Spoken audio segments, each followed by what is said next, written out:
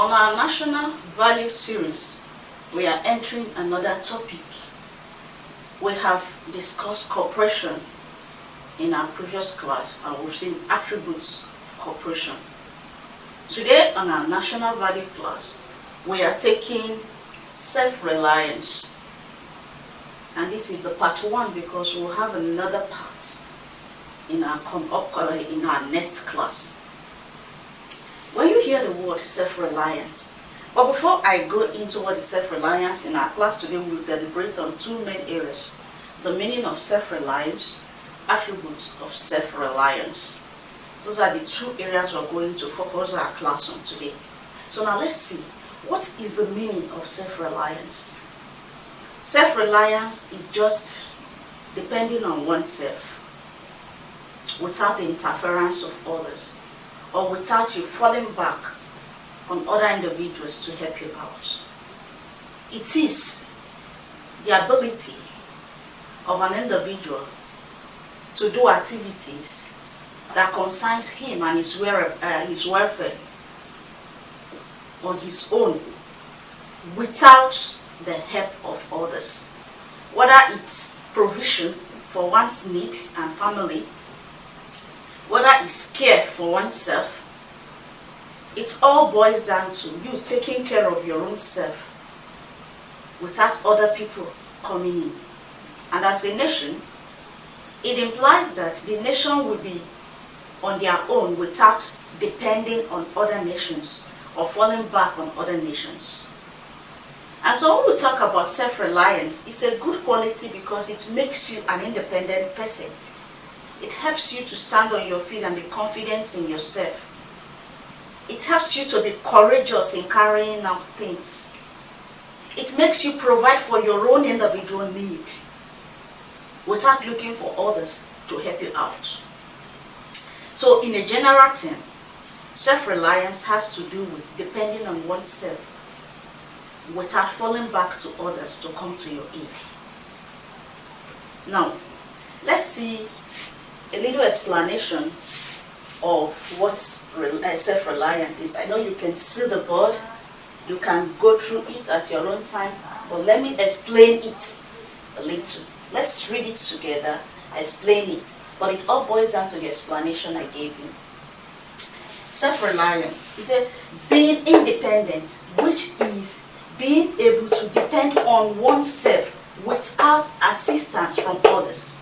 Without assistance from others. It equally means contentment and effort to provide the spiritual and temporal necessities of life for self and family. Depending on self to get things done to meet your own needs. Confidence in your own abilities rather than others. So in summary, it has to do with you are not dependent on people. You provide your own needs. You are dependent on yourself. You provide a basic necessity. You imbibe the ability to put all activities to make things happen on your own term. That is self-reliance.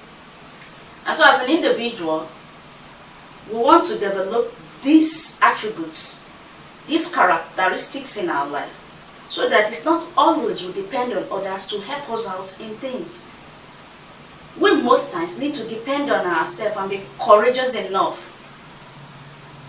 to take care of our needs and learn skills and abilities to help us to defend our own self and provide for our own self. Now, having seen what self-reliance is, what is the attribute of being self-reliance? What is the attribute of being self-reliance? You have explained the first point, which is the meaning of self-reliance, which means depending on oneself, not falling back to others, ability to provide your own needs, making sure that you take care of all your necessities without the help of others. What are the attributes that comes with self-reliance? I have 5 on the board here. We have 1, dependency, persistence, commitment, confidence, provide self-needs. Provide self-needs. Let's take them one at a time. Independence. A self-reliant person is independent on his own self. He doesn't consent to the advice of others to carry things out. He doesn't wait for other people to give him advice or to help him out before he do things.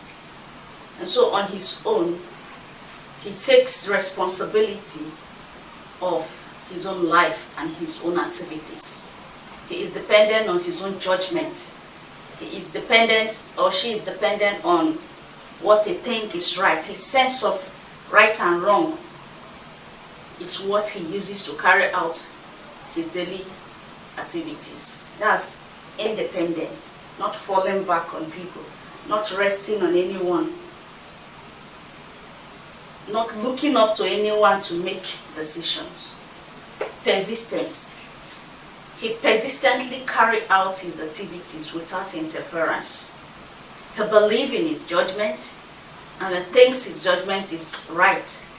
And so, even when others are coming to interfere, to make him or her not to do that same thing he wants to carry out, he persists and do it persistently.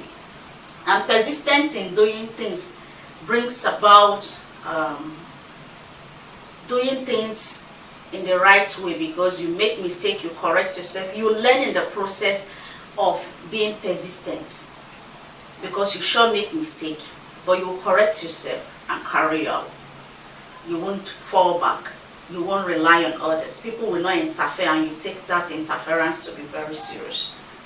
Commitment. You are committed to doing things. You are committed to carrying out your activities. You are committed to achieve your goals. You are committed to make sure things you have put in place, you succeed in it. You don't back off. You don't give up. You stand your ground and you are pursuing it. You put in the hard work.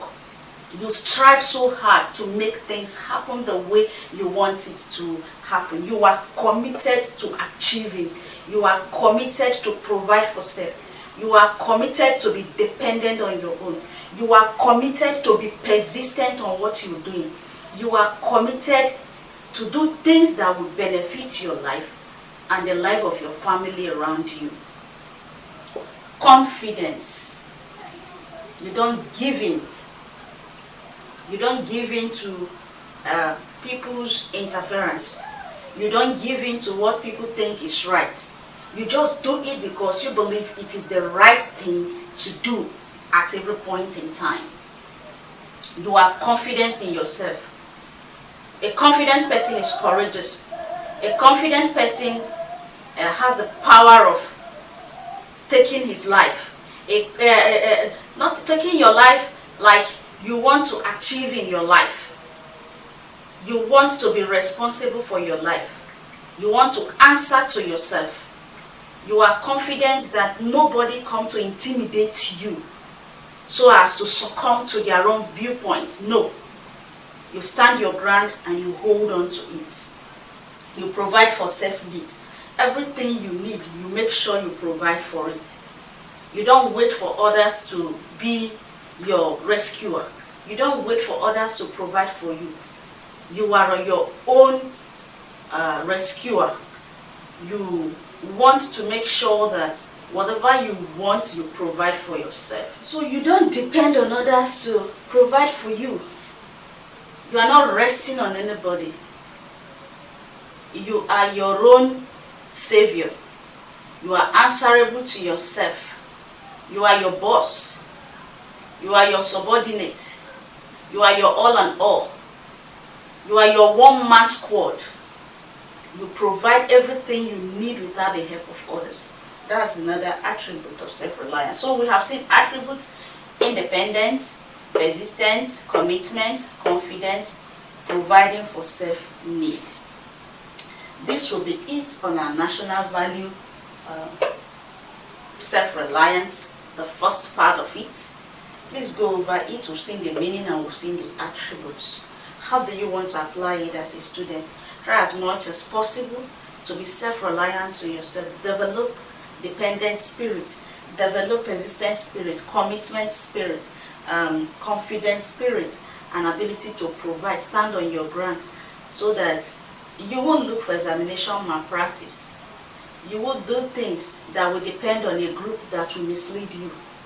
You will not allow peer pressure to overtake you.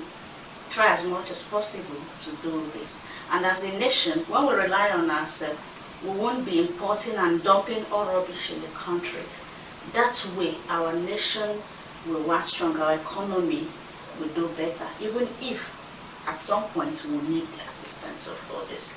It was nice having you on Class Online School. Subscribe if you've not subscribed. Share our videos if you've not been sharing it. Thank you for dropping by. Give us comment below the comment box if you have any comments.